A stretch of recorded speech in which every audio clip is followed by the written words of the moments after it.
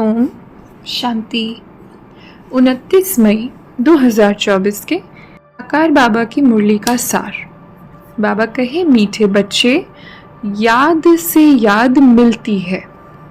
जो बच्चे प्यार से बाप को याद करते हैं उनकी कशिश बाप को भी होती है। मीठे बच्चे, याद से याद मिलती है। जो बच्चे प्यार से बाप को याद करते हैं उनकी कशिश बाप को भी होती है। प्रश्न: तुम्हारे परिपक्व अवस्था की निशानी क्या है? उस अवस्था को पाने का पुरुषार्थ सुनाओ। उत्तर: जब तुम बच्चों की परिपक्व अवस्था होगी तो सब कर्मेंद्रियां शीतल हो जाएंगी। कर्मेंद्रियों से कोई उल्टा कर्म नहीं होगा। अवस्था अचल अडोल बन जाएगी। इस समय की अडोल अवस्था से 21 जन्म के लिए कर्म इंद्रियां वश हो जाएंगी। इस अवस्था को पाने के लिए अपनी जांच रखो। नोट करने से सावधान रहेंगे। योग बल से ही कर्मेंद्रियों को वश करना है। योग ही तुम्हारी अवस्था को परिपक्व बनाएगा। ओम शांति। बाबा कहे, तुम हो ज्ञान और योग के सितारे। ज्ञान सूर्य मिला है बच्चों को। बाप बच्चों को ही याद करते हैं। जो सर्विसेबल बच्चे हैं, बाप है सर्वशक्तिमान, उस बाप को ही याद करते हैं तो याद से याद मिलती है। जहां जहां ऐसे सर्विसेबल बच्चे हैं तो ज्ञान सूर्य बाप भी उन्हों को याद करते हैं। बच्चे भी याद करते हैं। जो बच्चे याद नहीं करते उनको बाप भी याद नहीं करते। उनको बाप की याद भी नहीं पहुंचती है। याद से याद जरूर मिलती है। बच्चों को भी याद करना है। बच्चे पूछते हैं, बाबा आप हमको याद करते हैं? बाप कहते हैं, क्यों नहीं। इस रीति बाप क्यों नहीं याद करते? जो जास्ती पवित्र हैं और बाप से बहुत प्यार है तो कशिश भी ऐसे करते हैं। हर एक अपने से पूछे कि हम कहाँ तक बाबा को याद करते हैं। एक की याद में रहने से फिर यह पुरानी दुनिया भूल जाती है।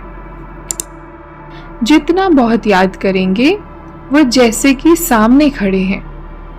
कर्मातीत अवस्था भी ऐसे होनी है। जितना याद करेंगे कर्मेंद्रियां चंचल नहीं होंगी। कर्म इंद्रियों चंचल बहुत होती है ना, इसको ही माया कहा जाता है। कर्म इंद्रियों से कुछ भी खराब कर्म न हो। यहाँ योग बल से कर्म इंद्रियों को वश करना है। बाप कहते हैं, जब तुम जितना याद करेंगे उतना कर्म इंद्रियां वश हो जाएंगी। इसको कहा जाता है कर्मातीत अवस्था। तुम्हें इन विकारी कर्मेंद्रियों पर योग बल से जीत पाने का पुरुषार्थ करना है।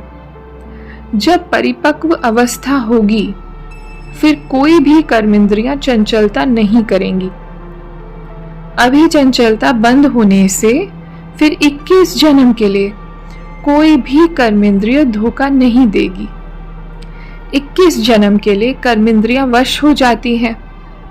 सबसे मुख्य है काम। याद करते करते कर्मेंद्रियां वश हो जाएंगी। अभी कर्मेंद्रियों को वश करने से आधा कल्प के लिए इनाम मिलता है। वश नहीं कर सकते हैं तो फिर पाप रह जाता है। तुम्हारे पाप योग बल से कटते जाएंगे। तुम पवित्र होते जाते हो। बच्चे जानते हैं हम मनुष्य से देवता बनते हैं तो दैवी गुण भी जरूर धारण करने हैं। अपनी जांच करनी है। नोट करने से अपने ऊपर सावधान रहेंगे। अपनी जांच रखेंगे तो कोई भूल नहीं होगी। बाप खुद कहते हैं, मामे कम याद करो। यह भी बुद्धि में याद रहे कि हम ब्राह्मण सो देवता थे, फिर 84 जन्म का चक्र लगाया, अब फिर देवता बनने के लिए आए हैं। याद भी बहुत सहज है। सिर्फ सोने का बर्तन चाहिए। जितना पुरुषार्थ करेंगे उतनी पॉइंट्स इमर्ज होंगी। ज्ञान भी अच्छा सुनाते रहेंगे।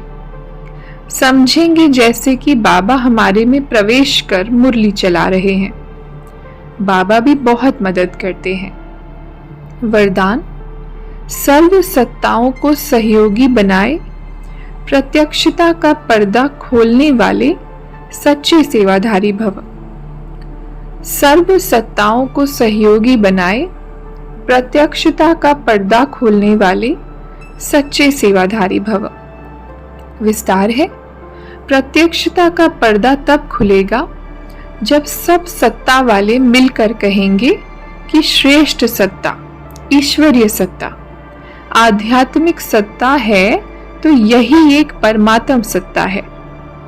सभी एक स्टेज पर इकट्ठे हो ऐसे स्नेह मिलन करें। इसके लिए सबको स्नेह के सूत्र में बांध समीप लाओ, सहयोगी बनाओ।